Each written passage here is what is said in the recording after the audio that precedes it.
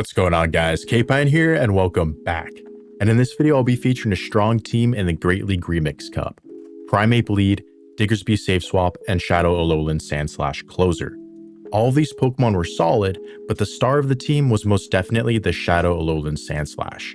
Getting in his shield advantage or alignment, which the Primeape Lead is often able to do, just sets it up for success. Then there's the Diggersby Safe Swap, which baits out those mons that A-Slash doesn't want to see. But most importantly, A-Slash is a fantastic core breaker to a lot of the normal and flying cores that are around. Hence why I'm running Powder Snow and not Shadow Claw. The battles I'll be featuring here today are two back-to-back 4-1 sets I got with the team while in Legend ELO. And with that, let's get right into the battles. Alright, getting into the first battle, we lead Primeape into Shadow Pidgeot. Terrible lead. We're going to get out of this right away into Diggersby since we are hoping to get it onto Alolan Sandslash later on. We are going to fire off this Fire Punch right away because of the one turn it takes to swap. This kind of helps to reset and counteract that without my opponent getting an opportunity to deny us of a quick attack.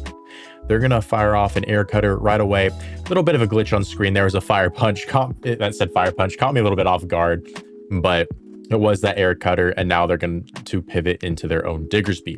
So we're going to fire off the Scorching Sands. Hopefully we get a debuff, but we do not. That is fine. I can still let this go, knowing that I will survive it and not being threatened to getting a quick attack down yet. So I will fire off this next Scorching Sands. My opponent's most likely going to let it go as well, which they do. And I do get a attack debuff there, which is very nice, because now that forces my opponent to fire off a Fire Punch to get rid of me. I probably would have reached a Fire Punch anyways, but it's very nice to force them to throw off that energy. And they hard swap into the Pidgeot. I bring in my Shadow A-Slash, hoping that I can get a Powder Snow down. I can't. This is only Air Cutter that I was counting, so I let it go. If it was anything that could have been like the potential Brave Bird, I would have respected it with a shield, but they were not there yet, so I let it go. Play to the CMP tie against the Diggersby. They give up their first shield, so I will give up my first shield in return, hoping I can get the Powder Snow down. I can't. That's okay. We'll just fire off this next Ice Punch on the CMP tie again. Does get their final shield, and I'm thinking, well, if they're this desperate to get rid of the Shadow Alolan Sandslash, I'm just going to double shield in return, see what they have in back, and it is a Charge Bug. And seeing this Charge Bug, this game's just over, because I will be able to reach another Ice Punch right here, which I do. And in reaching that Ice Punch, there's really nothing my opponent can do. Brings them deep into the red. They will be able to get off a Discharge here, but they will not reach a second, as I do get a nice Karate Chop down. In comes the Diggersby, and one more Karate Chop will do it. GG's. Next battle, we lead Primeape into Shadow Dusknoir. This is an interesting lead here because it kind of depends on them having Hex or Astonish. Most likely they'll have Astonish, but if they have Hex, you got to really pay attention to those energy counts. Maybe play to a Shadow Punch catch on your Diggersby. So I'm going to fire off that Rage Fist right away. My opponent lets me get to another one, which is very nice. So now I can just force a shield with them. And since I'm running a really high ranked Primeape, I will survive the Astonishes to make a third Rage Fist. So my opponent is forced to throw energy, which I can just let go, come with my A-Slash, shield once, and then Powder Snow them down, which does happen here. So you're going to see what my opponent comes in with. It's a Dugong, and now we're just going to make sure we throw on good timing, because we do not want this onto our Diggersby and want to apply as much damage as possible. Now, if your opponent does throw a move in that lead matchup with the Dusknoir, I like to catch the second Shadow Punch onto my Diggersby. It's pretty predictable timing and like a choreographed catch that you will most likely get it more often than not. Here against the Dugong, I will give up a shield since they are most likely going for the drill run, since once again, I cannot let this Dugong onto my Diggersby. I do fire off a drill run in return. I get the final shield, and in doing so, I'm fine swapping in my Dugong and catching a drill run. I was fine catching an Icy Wind as well, because how my opponent was playing this out, I was reading they were weak to the A-Slash and back, and I would need my A-Slash around for later. But we end up catching the drill run, and that puts us in such a fantastic position. Now my opponent fires off a Weather Ball. It will not be enough to KO. We get to fire off this Fire Punch in return, which does some nice damage. Switch clocks up. We can bring back in the A-Slash, and nothing my opponent throws will take out the A-Slash from this health range. So we make it to the Drill Run, and this will be enough to take out the Shadow Alolan Ninetales. GG's. Next battle. Primeape into Corviknight. A little bit of an interesting lead here. I do like to stay in this matchup and build up to the close combat, and then just close combat and dip, right? We want to swap into our Diggersby to bait out any potential fighters or counter users that the A-Slash doesn't want to see. So we do bait out the Scrafty, and that close combat landed on the Corviknight, which is very nice. It was also stealing Corviknight, which is interesting to see. But we bait out a Scrafty, and this is fantastic. And now one amazing thing about the Scrafty matchup with Diggersby is this, you'll see here. I can survive to reach 2 Scorching Sands, which effectively neutralizes the entire Scrafty. And what I should also mention is, look at that, bring it down deep into the red like that. What I should also mention is that if you are lucky enough to get a Scorching Sands debuff on the first Scorching Sands to the Scrafty, you will now win this 0 shield scenario as the Diggersby, which is kind of crazy. But I do swap it in my A-Slash, and unfortunately it's a double fighter back line, and I just can't really beat that, so I do concede. GG's. Next battle, Diggersby Lead. We're going to stay in this matchup, see what my opponent wants to do. They swap into a Togetic. We have a great answer for it in the A-Slash, and at that point, my opponent does not want to play anymore as they were basically hard countered. GG's. Next battle, Primeape into Guzzlord. Great lead, since we do have 2 answers to this. Now, since we do have 2 answers to this in the A-Slash, if your opponent swaps out of this matchup like they do here, I don't necessarily need to swap out myself. I can just stay in, but make sure you get alignment so you can get the Guzzlord aligned to your A-Slash. Or in this case, they come in with a Charjabug, and Charjabug does beat Primeape, so I do have to swap out. And I actually come in with my A-Slash here, not my Diggersby. A little bit of a spoiler, I did play him earlier, I want to say like the day before this battle, so I knew his team, and that was a Skeleturge in the back. So I knew that bringing in my Shadow Alolan Sandslash there would basically be the only play it's going to get, since I can't stand with my Primeape, and that if I came in with my Diggersby against the Charjabug, then A-Slash is just going to get incinerated down by a Skeleturge. So we see here, I do make 1 Rage Fist, making sure we're throwing on good timing, 2 Karate Chops, and then another Rage Fist. Gets their second shield, and we do survive the Incinerate to make a 3rd Rage Fist, and that is going to be huge. This is just throwing out 1 Karate Chop this time. Want to make sure we're not relying on DRE to get the move off, but that is a double boosted Rage Fist, does some very nice damage to the Skeleturge. And now we're just going to quick attack this down, but they do swap out right there, and they hang on, bringing their Guzzlord. Guzzlord's a little bit healthy, but again, making sure we're throwing on good timing. We fire off this Scorching Sands, hoping for a debuff. No debuff, and my opponent makes a Brutal Swing, and oh boy, this is going to be very, very close. Brutal Swing lands, 1 more. We make it to the Scorching Sands, and we're basically on 1 HP at this point, and we need to hope that Skeleturge gets KO'd in 2 quick attacks. 1, 2, it does. Diggersby on 1 HP, able to clutch that game up for us. GG's.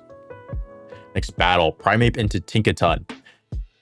There is kind of a specific way I like to play this lead. I don't do it here because this was a little bit before a situation happened to me where, you know, just throw 5 close combat and dip, because if you force a shield from them, that's fine. They're now down shields, and you have a healthy Primeape as well as a healthy Shadow Alolan Sandslash with shield advantage. If they let it go, that's also fine because you just took out like 3/4 of the Tinkaton's HP.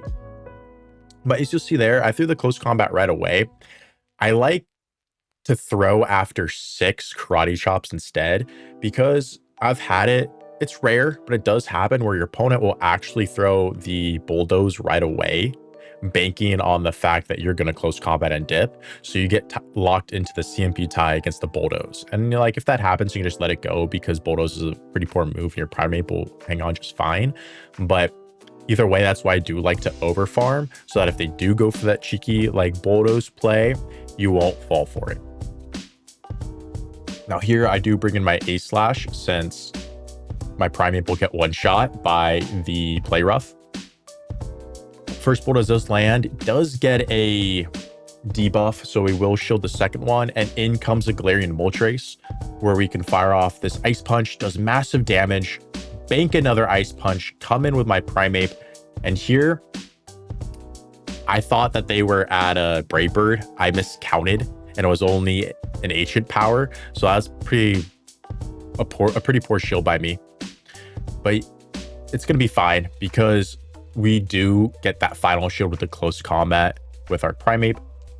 They fire off the Bulldoze to take us out in return, and we are only one Powder Snow off the next drill run, which will be enough to take out the Tinkaton. So that shield there almost cost us, but we were able to pull through in the end. GG's. Next battle, Primeape into Pangoro. Great lead. We're going to see what my opponent swaps into. They swap into a Grumpig, and I made a huge mistake here because I'm not running Shadow Claw. I just saw the Psychic typing, and I was like, oh, a Crest, just based off of like habit. And I'm like, Sandslash is a great response to this. So I brought it in right away. No, you're going to want to stay in with your Primeape and chip it with a Rage Fist, and then come in with your Sandslash afterwards. So you get some nice chip, you'll shield once, and then basically puts it into Ice Punch range. Because as you'll see here, by playing it how I did, I'm now down 2 shields to a Pangoro, and that's just going to run through my entire team, so I basically have no chance left. My only hope is that I hard swap into my Primeape here, and they miscount, they lost count somehow, but they throw on perfect timing, and I'm just going to get swept by the Pangoro at this point. The reason why you want to chip and then come into your Sandslash against this team is because Pangoro, Grumpig, the third is most likely a Galarian Corsola, so you want to save your Diggersby for that. As you'll see there, I do end up conceding. GG's. Next battle, Diggersby Lead. Great lead. To see what my opponent does. They swap into a Shadow Pidgeot, and oh, trainer, I am so sorry, but I have my Shadow Alolan Sandslash there for you. We're going to overfarm till right before they reach a potential Brave Bird, fire off the Ice Punch, and that will take it out.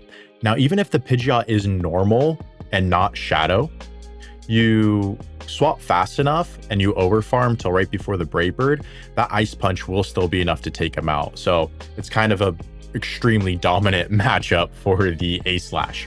And this matchup, as well as one I showed earlier in the video, is a very good example of that normal plus flying core that is in the GreatLeague remix that the Shadow Alolan Sandslash absolutely destroys and loves to see. Here I do CMP tied to the Fire Punch, of which my opponent gives up their first shield, and I'm fine letting it go because I do know that I have a Diggersby, which is most likely going to be pretty decent against whatever they have in the back.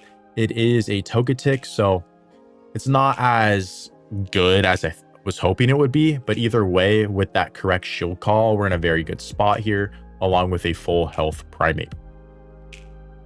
Firing off another Fire Punch. So we'll do some nice little chip damage. This puts it in one more Fire Punch range.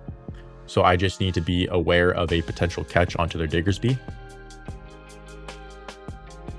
which my opponent goes for it there. So I'm going to load up, bank a ton of energy, and then bring back in my Primeape. And by doing that, this game is just over because we're still out of Gleam range. And I get a nice farm down with the Primeape, where if my opponent throws their move instantly, I'll reach the back-to-back Fire Punches. So they're forced to overfarm. They know they have to tank a move, and they just let it go. GG's. Next battle, Primeape into Guzzlord. So that good lead we were talking about earlier, in comes a Shadow Alolan Marowak. We're going to fire off this Rage Fist after 6 counters, since that is good timing for the 1 turn it takes to swap. Get some nice chip damage, and then I come in Diggersby. Getting that chip damage does guarantee I'll be able to keep swap here, but honestly, I'm still going to have to go for a Scorching Stance to take it out. So in reality, the better play I should have done would have just been swapping into Diggersby right away, where you can tank their first Bone Club, fire off your Scorching Stance before their second Bone Club, and if they shield that Scorching Sands, you'll just shield in return, and then you'll fire off another Scorching Sands, and if they shield that, you'll just shield in return, where you'll then outpace to your third Scorching Sands before they reach their 4th Boat Club. So basically, coming in your Diggersby right away, your opponent's shielding scenarios is what determines how you play it out yourself. I do reach a nice second Scorching Sands against the Guzzlord. They come in with a Shadow Dragon Breath Charizard. Luckily, this isn't Fire Spin, because that kind of core breaks us. I'm sure Primate's still fine into that, just because of how oppressive the Karate Chops and Rage Fist get. But we can just come in there, Shadow, Alolan, Sandslash, and just Powder Snow this all the way down. Double Shield, it's most likely another Dragon Claw, which it is, but we want to preserve that HP, because we will get the full Shadow Claw down, and my opponent at this point can't do anything. They are just going to go down with 2 shields in this matchup. Brutal Swing does take me out. Well, that's fine, because 1, 2, 3 Karate Chops takes out the Guzzlord in return. GG's. Next battle, Primeape into Shadow Pidgeot. So we saw this earlier in the video. We get to see it again, swap into that Diggersby and fire off the Fire Punch right away. See, my opponent does want to give up a shield in this matchup. They most likely won't. Let's see if this one does. They do not. Let it go. Throw 4 Gust. This isn't a potential Brave Bird. I don't need to respect it. I can still let it go. It is an Aerial Ace. And now they're going to come in with a Hex Jellicent. And that was kind of a little bit of nice chip damage my opponent did, because this is just about Surf range. I may be out of it a little bit, but they might be able to get a very nice Hex down afterwards, which could be a little bit unfortunate if they're able to do that. So Surf does land. No Hex down, it does KO. And now I'm going to come in with my Primeape.